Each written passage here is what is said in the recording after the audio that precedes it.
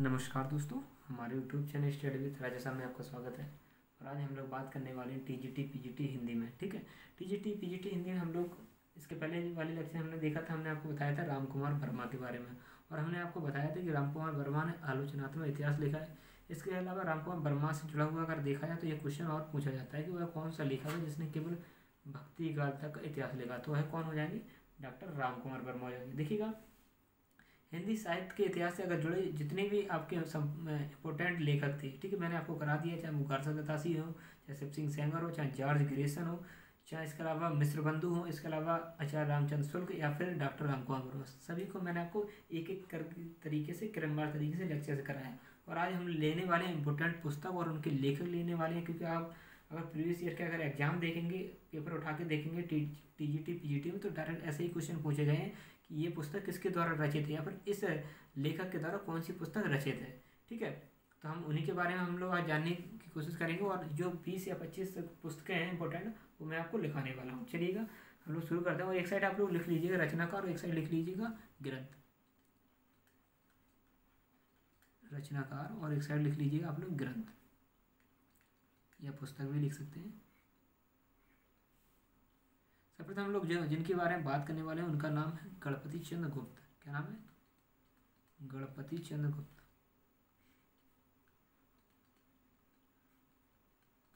अगर इनके द्वारा रचित अगर हम पुस्तक की बात करें तो पुस्तक का नाम है हिंदी साहित्य का वैज्ञानिक इतिहास। क्या हो जाएगा? हिंदी साहित्य का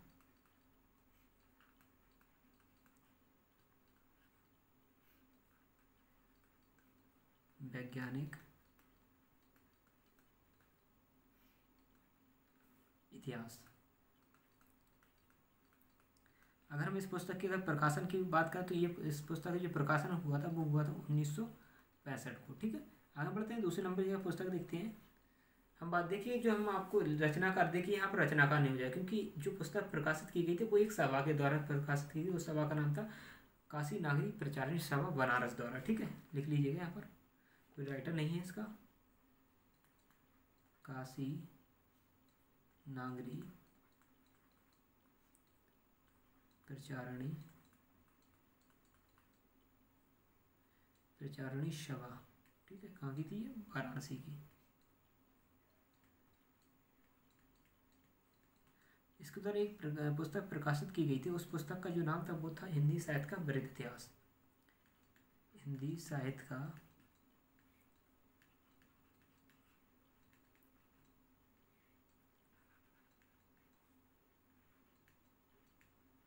वृहद इतिहास। देखिए, अगर हम इस पुस्तक की बात करें, देखिए एक बार राजस्थान परीक्षा में पूछा गया था कि हिंदी साहित्य का वृहद पुस्तक, हिंदी साहित्य का वृहद इतिहास नामक पुस्तक कहाँ से प्रकाशित की गई? तो कहाँ से प्रकाशित की गई थी? काशी नागरिक प्रचारणी सभा द्वारा वाराणसी द्वारा प्रकाशित की गई। इसके अलावा इस पुस्तक के बारे में अगर हम बात करें तो ये पुस्तक 16 भागों में प्रकाशित की गई। कितने भागों? ये अगर इस पुस्तक की हम लोग बात करें तो 16 भागों में प्रकाशित हुई थी। इसके अलावा ये पुस्तक 16 भाषाओं में भी प्रकाशित हुई। और कहीं कहीं पर अगर देखा जाए तो आपको 18 भी मिलेगा। ठीक है, 18 भाषाओं में प्रकाशित हुई है। ठीक है, ये इंपॉर्टेंट पुस्तक है, ये कई बार, ये दोनों इंपॉर्टेंट पुस्तकें हैं, ये पूछे जा चुके हैं क्वेश्चन कई बार तरीके से अगर देखा जाए तो। आगे बढ़ते हैं हम लोग, इसके सब ले लीजिएगा। हम लोग आगे बढ़ते हैं और बात करने वाले हैं तीसरी जो पुस्तक हो जाएगी वो हो जाएगी हिंदी साहित्य। पहले हम लोग क्या ले रहे हैं? राइटर ले रहे हैं। ठीक है, तो उसी को लेकर हम लोग पहले राइटर लेते हैं। संपादक धीरेन्द्र वर्मा। संपादक धीरेन्द्र वर्मा। ठीक है, ये क्या है, इन्होंने लिखी नहीं, ये क्या थी? एक संपादक थे। ठीक है, इन्होंने जो इनके द्वारा जो पुस्तक जो संपादित की गई थी उसका नाम था हिंदी साहित्य। क्या नाम हो जाएगा? हिंदी साहित्य।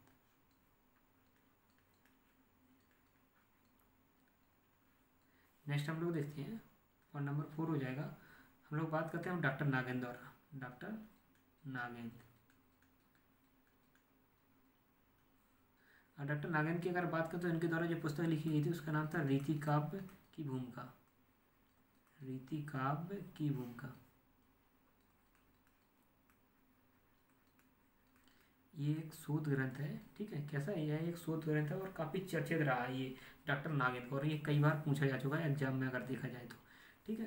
आगे बढ़ते हैं, पॉइंट नंबर 5 देखते हैं। 5 लेते हैं, हिंदी भाषा और साहित्य का विकास, ठीक है। ये किसकी पुस्तक है, ये हरिओद जी की है, जिनको क्या कहते हैं, अयोध्या सिंह उपाध्याय भी वो कहते हैं, अयोध्या सिंह उपाध्याय।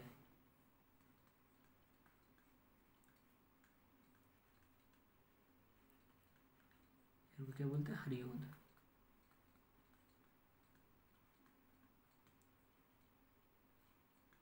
अगर इनके द्वारा रचित जो पुस्तक की बात करें तो उसका नाम है हिंदी भाषा और साहित्य का विकास। काफ़ी परीक्षाओं में पूछी गई है पुस्तक। और देखा जाए हिंदी साहित्य, एक मिनट सर, जो रचित जो पुस्तक है हिंदी भाषा और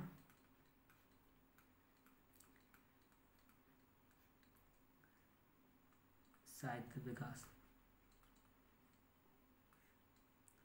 साहित्य का विकास। अगर इस पुस्तक की बात करें कब प्रकाशित होती, तो इस पुस्तक की जो प्रकाशित हुई वो हुई थी 1930 में। और अगर इस पुस्तक की बात की जाए, ये कई बार एग्जाम पूछी जा चुकी है, ये भी इंपॉर्टेंट हो जाती है, अयोध्या सिंह उपाध्याय की, ठीक है। आगे बढ़ते हैं, आप लोग स्क्रीनशॉट ले लीजिएगा क्रमवाही तरीके से, जानना नहीं है, 20-25 पुस्तकें होंगी, इसके अलावा जानना नहीं है, ठीक है। यही आपको याद करना है। पॉइंट नंबर 6 देखते हैं हम लोग और बात करते हैं। देखिएगा, हमने धीरेन्द्र वर्मा की बात कर ली, डॉक्टर नागेंद्र की भी बात कर ली, और हम लोग अब बात करने वाले हैं सूर्यकांत शास्त्री जी की। किसके बारे में, सूर्यकांत शास्त्री जी।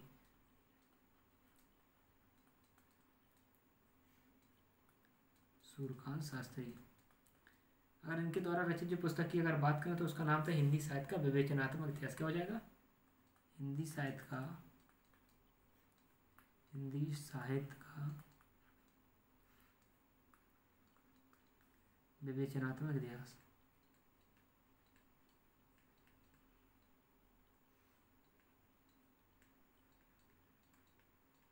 इतिहास, ठीक है।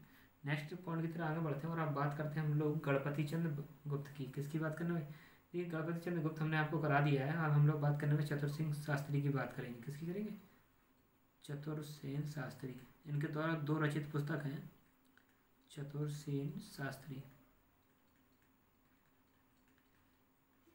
इनके द्वारा 2 पुस्तकें लिखी गई थी। पहली पुस्तक का नाम था हिंदी साहित्य का इतिहास, और जो दूसरी पुस्तक लिखी गई उसका नाम था हिंदी भाषा व साहित्य का इतिहास। पहली हो जाएगी हिंदी साहित्य का इतिहास, हिंदी साहित्य का इतिहास।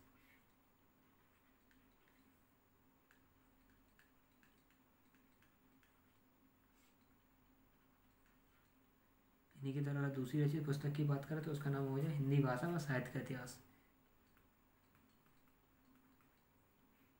हिंदी भाषा व साहित्य का इतिहास।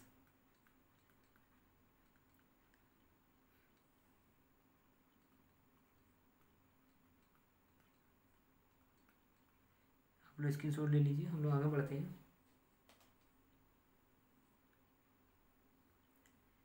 चलिए हम लोग आगे बढ़ते हैं, पॉइंट नंबर 8 देखते हैं। हम लोग बात करने वाले हैं विश्वनाथ प्रसाद मिश्र की। कौन हो जाएंगे, विश्वनाथ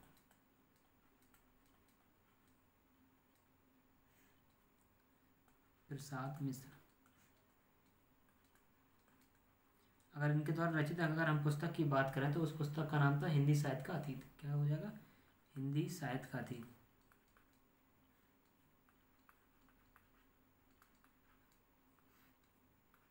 ये पुस्तक 2 भागों में प्रकाशित हुई थी। कितने भागों में, 2 भाग में।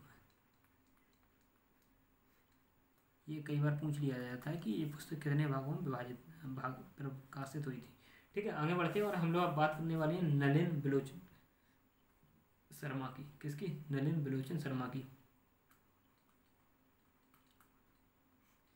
ये क्वेश्चन भी कई बार पुस्तक पूछी गई है। एक मिनट, नलिन बिलोचन शर्मा।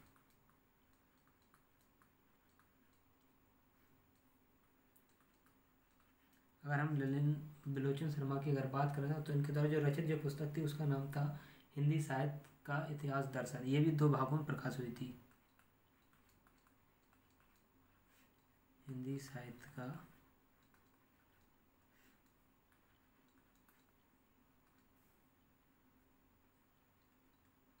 इतिहास दर्शन। ठीक है, नेक्स्ट पुस्तक देखते हैं। आपको इंपॉर्टेंट क्वेश्चन पुस्तकें लिखा रहे हैं क्योंकि ये सीधी सीधी पूछी जाती हैं। अगर आप प्रीवियस ईयर का पेपर अगर आपने देखा होगा या फिर दिया होगा तो आपको समझ में आ जाएगा कैसी कैसी डायरेक्ट पूछा गया नहीं, क्योंकि मैं तो आपको करा ही रहा हूँ। मैंने आपको एक प्रैक्टिस सेट करा दिया है। इसके बाद ये हमारा ये चैप्टर हो जाने कंप्लीट होना है, मैं आपको फिर प्रैक्टिस सेट कराना है। 2-3 लगातार प्रैक्टिस सेट आपको कराएंगे 2-3 दिन तक, और फिर कहीं पर किसी भी प्रकार की दिक्कत नहीं होने वाली है। ठीक है, और आगे हम बात करते हैं पद्मलाल पुन्नालाल बस्सी की। ठीक है, पद्म लाल पुन्नालाल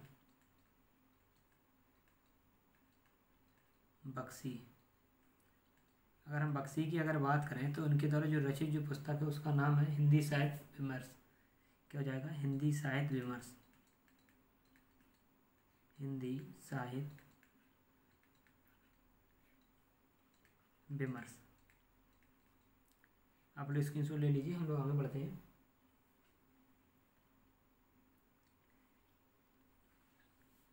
नेक्स्ट पुस्तक देखते हैं हम लोग बात करते हैं बाबू श्याम सुंदर दास की। बाबू श्याम सुंदर दास, जैसे कि मैंने आपको बताया था जब BHU की स्थापना हुई सर्वप्रथम हिंदी साहित्य का अगर जो विभाग बनाया गया, हिंदी भाषा का जो विभाग बनाया गया BHU में, तो सर्वप्रथम उसके जो अध्यक्ष थे वो बाबू श्याम सुंदर दास ही थे। ठीक है, और ऐसी कंडीशन थी कि MA के लिए कोई भी सिलेबस नहीं था, कोई भी पुस्तक नहीं थी। तब इन्होंने बैठ कर खुद वहाँ पर अपने हाथों से पुस्तकें लिखी और लिखवाई बच्चों से। इसके बाद वहाँ से इन्होंने पढ़ाना स्टार्ट किया MA में। ठीक है, BHU बनारस हिंदू विश्वविद्यालय से। तो इनकी जो पुस्तक हो जाएगी उसका नाम है हिंदी भाषा और साहित्य। क्या हो जाएगा? हिंदी भाषा और साहित्य।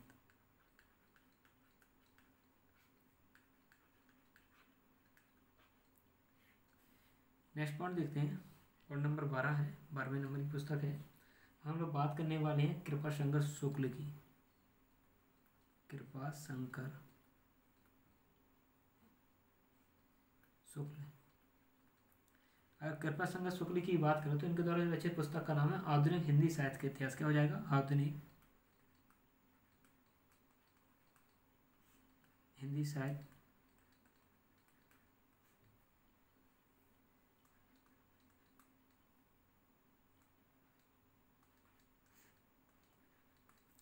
का इतिहास। नेक्स्ट देखते हैं, पॉइंट नंबर 13 हो जाएगा। तो हम बात करते हैं डॉक्टर बच्चन सिंह की। किसकी? डॉक्टर बच्चन सिंह। ये सारे इंपॉर्टेंट आपको दिखा रहे हैं हम। डॉक्टर बच्चन सिंह की अगर बात करें, इनके द्वारा जो रचित पुस्तक का नाम था उसका नाम था आधुनिक हिंदी साहित्य का इतिहास। क्या हो जाएगा? सेम डिक्टो है ऊपर वाली, जैसा नाम था वैसे ही डिक्टो यहाँ पर भी है, आधुनिक हिंदी साहित्य का इतिहास।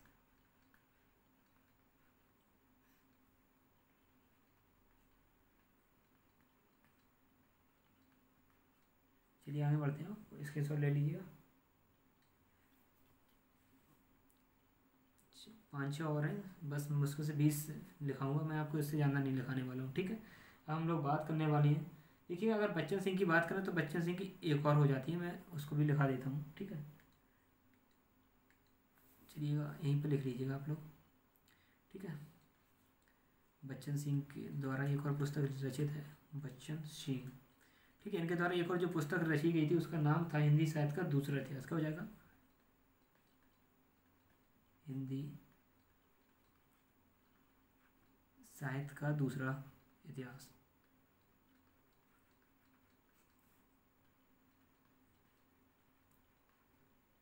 नेक्स्ट देखते हैं, 14वें नंबर की हो जाएगी, और इसका हम जिनके बारे में बात करने वाले हैं उनका नाम विश्वनाथ त्रिपाठी।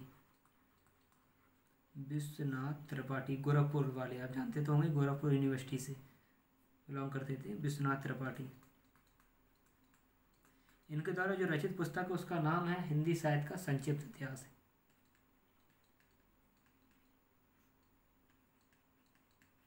हिंदी साहित्य का संक्षिप्त इतिहास।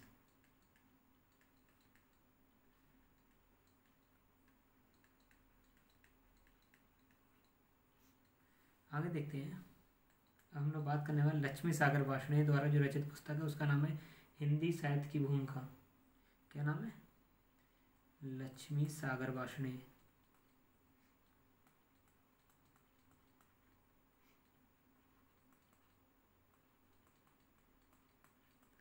भाषणे के द्वारा जो रचित जो पुस्तक उसका नाम है हिंदी साहित्य की भूमिका। हिंदी साहित्य की भूमिका।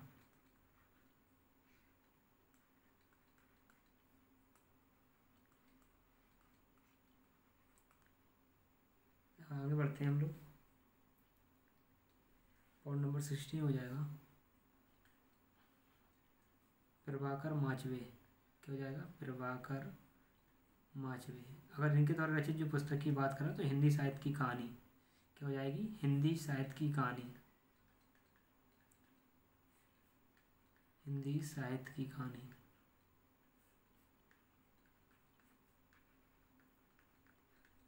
दो तीन और साथियों, बस इससे ज़्यादा नहीं लिखाने वाला हूँ आपको, सिर्फ इम्पोर्टेंट लिखा रहा हूँ जो एग्जाम की दृष्टि से बहुत ही इंपॉर्टेंट है। ठीक है, अब लिखिएगा सुमन राजी। क्या हो जाएगी? सुमन राजी। अगर इनके द्वारा रचित पुस्तक की अगर हम बात करें तो उनके द्वारा रचित जो पुस्तक का नाम तब होता है हिंदी साहित्य का आधा इतिहास। क्या हो जाएगा? हिंदी साहित्य का आधा इतिहास।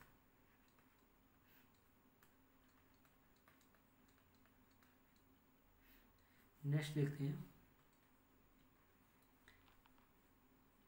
नीलाभ। क्या हो जाएगा? नीलाभ। जो नीलाभ थे ये थे उपेंद्रनाथ मिश्र के, जो उपेंद्रनाथ थे उनके क्या थे? ये पुत्र थे नीलाभ। ठीक है, अगर इनके द्वारा रचित पुस्तक की बात करें तो उसका नाम है हिंदी साहित्य का मौखिक इतिहास। क्या हो जाएगा? हिंदी साहित्य का मौखिक इतिहास।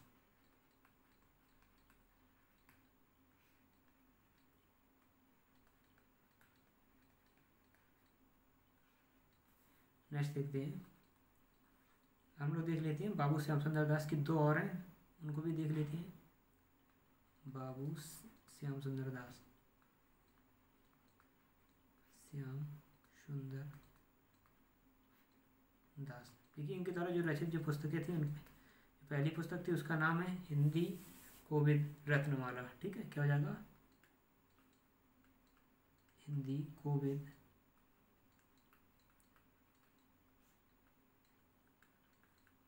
रत्नमाला। जो दूसरे नंबर की पुस्तक हो जाएगी उसका नाम है आधुनिक साहित्य। क्या हो जाएगा? आधुनिक साहित्य। ये दोस्तों देखिए कुछ इंपॉर्टेंट जो पुस्तकें थी जो आप अगर देखा जाए तो एग्जाम में सीधे सीधे पूछे जाते हैं और डायरेक्ट नंबर बनते हैं साथ ही। ठीक है, ये इंपॉर्टेंट क्वेश्चन पुस्तकें थी जो मैंने आपको करा दिया है। इसके अलावा मुझे नहीं लगता कोई क्वेश्चन पूछा जाएगा। ठीक है, ठीक है, क्योंकि इम्पोर्टेंट देखिए जो मैंने आपको पद्मलाल पुन्नालाल वाली कराई है ये भी टीजीटी में पिछले ईयर के पेपर में पूछी गई थी अगर आप देखेंगे। ठीक है, इसके अलावा इंपॉर्टेंट की अगर बात करें हमने गणपति चंद्र की बात बताई कि इंपॉर्टेंट है। इसके अलावा विश्वनाथ प्रसाद मिश्र की भी दो भागों में आई थी वो भी इम्पोर्टेंट है। इसके अलावा नलिन बिलोचन शर्मा की भी इम्पोर्टेंट है और पद्मलाल पुन्नालाल बख्शी, ये 3 4 5 है जो हमने लिखवाई ये बहुत ही इंपॉर्टेंट है। ठीक है, कोविड रत्न की हमने बात करी, कोविड रत्न वाली ये 2 भागों में आई थी। कितने भाग? अगर इसकी बात करें तो ये भी 2 भागों में प्रकाशित हुई थी। ठीक है, ये देख लीजिएगा साथियों। ठीक है, मैं आपको क्रम से चला रहा हूँ, मेरा विश्वास करिए, मेरा विश्वास कीजिएगा। कोई भी क्वेश्चन आपके टीजीटी पीजीटी में अगर आप एग्जाम देंगे तो उससे बाहर नहीं आएगा साथियों हिंदी साहित्य से। ठीक है साथियों, अभी के लिए इतना ही। जितने भी साथी हमारे चैनल से नहीं जुड़े तो प्लीज़ चैनल को सब्सक्राइब कर लीजिएगा तथा शेयर भी कर दीजिए जिससे और भी नए साथी हमारे चैनल से जुड़ सकें।